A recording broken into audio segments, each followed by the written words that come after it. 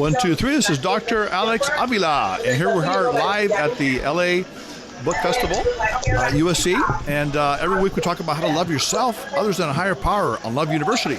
I'm an author, psychologist, and speaker, and we have a lot of great guests that come on the show. And today we're very happy to have a young lady named Tinzley Bradford. She's a relationship coach, an author. She's written a book called The Settle-Free Dating Method for Women. And welcome, Tinzley, to the show, to Love University. And, we had you booked here live in person, but I think something happened where you couldn't make it this time. But we definitely have you in spirit today through the airways. Okay. But definitely we're happy to have you on the show.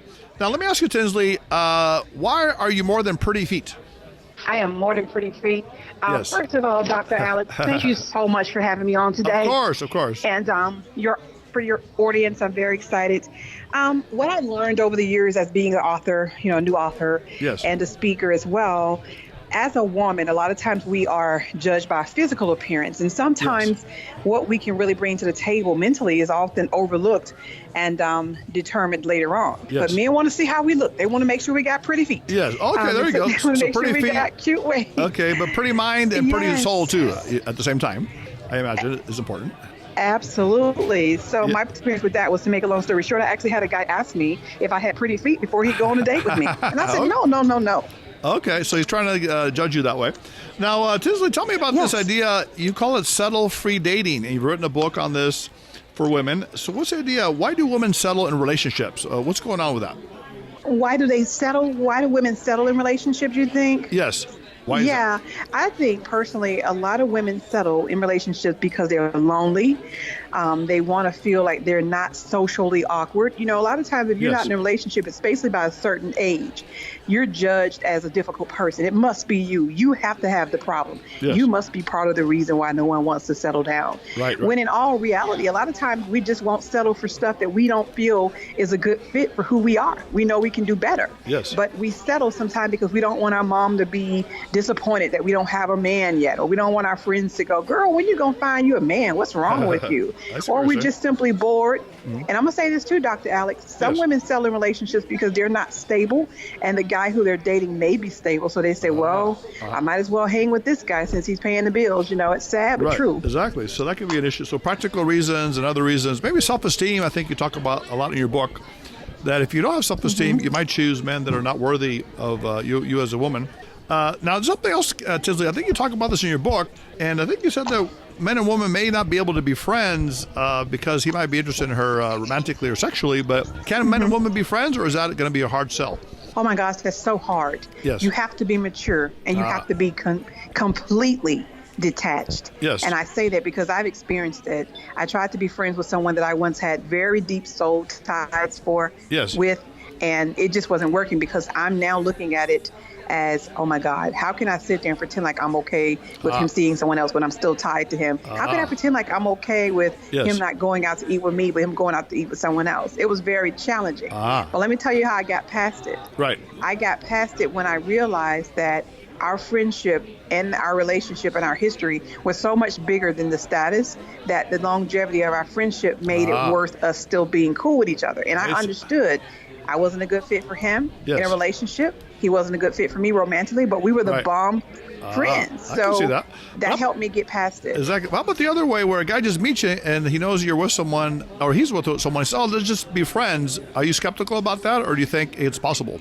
I think I'm very skeptical about it, and I shy away from it. If you have a history with someone, and you were already friends with them for many, many years, I'm talking about our old school way back when, it's normal for you to still have some kind of relationship or contact. But when you're just meeting someone who's already in a committed relationship, he shouldn't even be trying to holler at no new women. He needs to be okay with his circle now. Yes. If you make friends with him because you work together or because you were introduced through someone else, that's different. But why is he out seeking friendships from other women when he's in a long-term committed relationship? That's a no-no. Definitely. Now, I have a forensic psychology practice. I work with victims of crime and a lot of domestic violence victims. Now, you talk about women that are in abusive relationships, and they may stay with the guy. Maybe he tries to honeymoon them for a period of time, and they come back to him, and then he's abusive. So what's your advice for women in abusive relationships? What should they do when this guy has them caught up in his mind?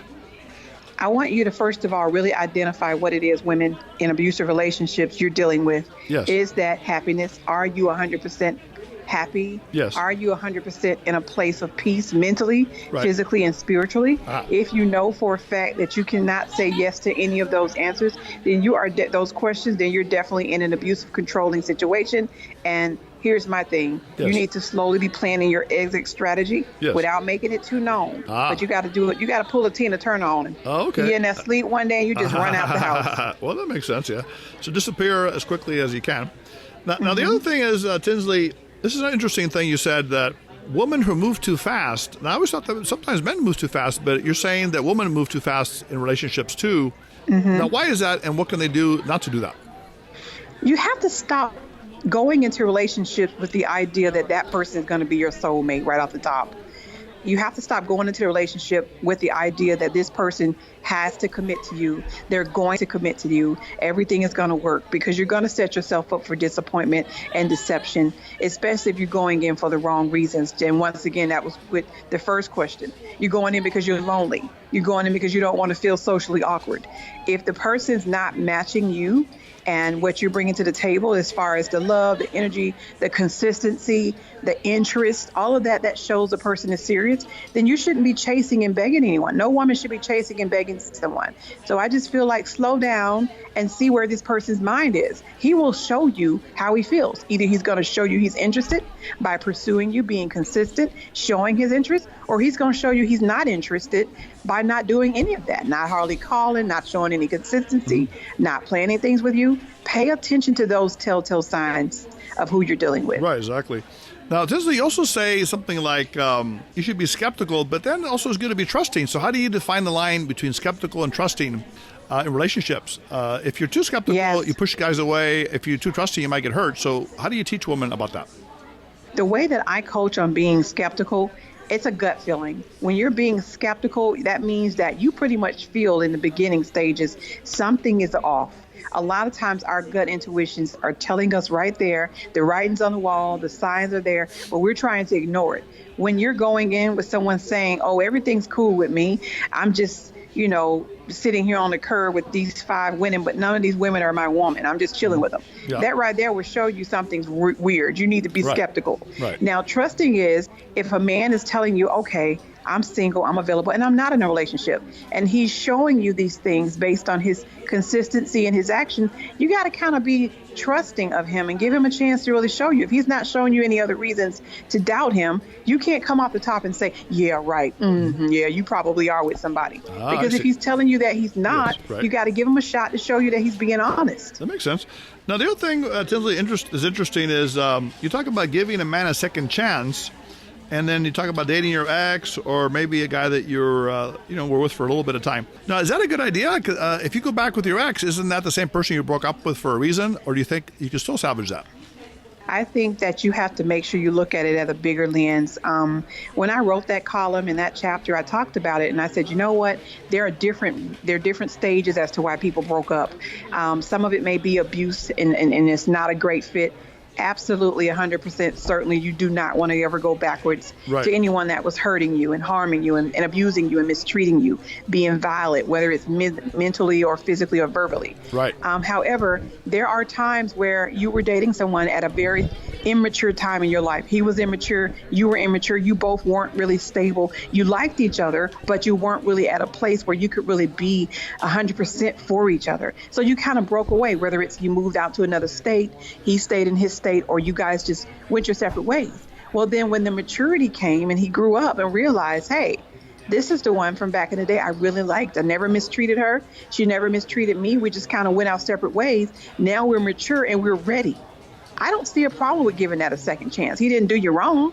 You just kind of went your separate ways. But if he did you wrong, then heck no, you don't need to be going back to nobody that's mistreating you. Not at all. Exactly. And also, this is an interesting one you said.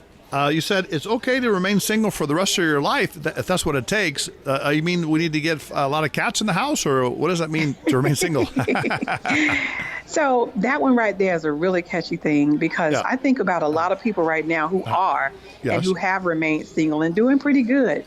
We have to be honest with our situation. My mom's been single for over 40 years, and she's a beautiful spirit. You know, when her and my dad broke up, she never found that soulmate again, but that didn't make her any less of a queen than she is today, and she's doing great things in her life. You may have to end up being single and not being in a long-term relationship and being okay with that. Not that you're saying, I'm not worthy, I'm not good enough, I'm never going to meet anyone. Well, it may just not be your time. You have to be mentally prepared to be okay and accept the fact that a good man may not be there for you at your time when you're ready. And I know it sounds sad and scary, but you do have to occupy your mind with other things. Go out with friends, spend time with family. And let me say this, Dr. Alex, make sure you still date. Because keep in mind, being in a relationship is different than dating. Dating is still very healthy. You may not end up in a committed relationship with that guy, but still keep yourself open to the dating field. Flirt with men, go out on dates with men, talk to men. If it doesn't turn into a relationship, it's not necessarily your fault. You're still single, but at least you're still putting yourself out there for the opportunity. I'm not saying stay shut up in the house with cats. I'm just saying, you know, you may not end up with that long-term commitment. Wait a minute. What do you got against cats, huh? I mean, puppy dogs would be nice too, right? Oh, absolutely. So you're saying kind of embrace your singleness is what you're saying. Embrace your singleness, still date, have fun, be flirty, be girly. Exactly. But don't settle with any old body just so someone won't feel you're weird. I like that. Well, Tinzley, it's been wonderful having you on the show today. And definitely want to have you back, you know, for a more intense and extensive visit if you'd like to come. And definitely we can maybe collaborate on some things, you know, because you do a lot with relationships and dating, I think. And I do. I do a lot with it. So, I take it so seriously. Yeah. Where are you located, Tinzley? What part of the state are you? I am in Atlanta, y'all. Wow. ATL. Hey, you know something? I have a lot of connections in the southeast, Miami, and also Atlanta. So definitely I can come out. Maybe we can do something together. I do think that would be great, Dr. Alex, and I would love to work with you on something. Yeah, you seem like a lot of fun. I like your energy and your vibe, you know, and you're very practical, but also you really inspire, I think, women. And and you know, as men, we need that because we need women that love us so we can love them back. You know, we need more affirming relationships. I actually tell people this, Dr. Alex, that a lot of times men look at it as bashing when you're not settling. You're difficult. You're hard to deal with.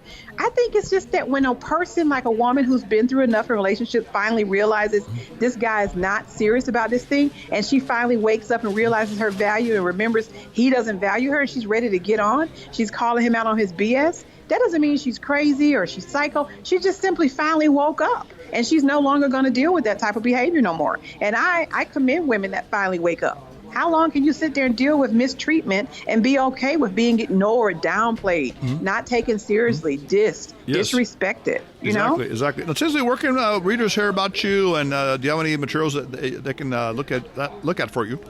Absolutely. I want you to come and visit TinzleyBradford.com, and it's spelled with a Z, everybody.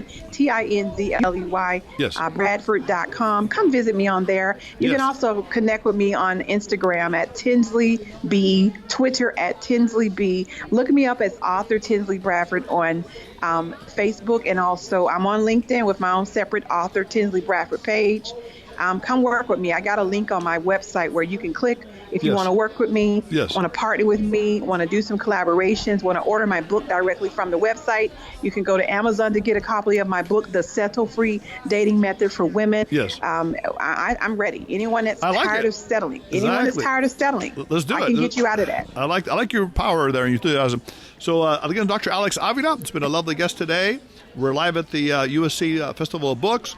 If you want to visit us at loveuniversity.love, find out more of what we're doing. Every week we have a wonderful show and guest. So, Tinzley, again, have a wonderful time until we see you next time in person this time. We're going to get you out here and have a wonderful time. Love University students, Dr. Alex Avila.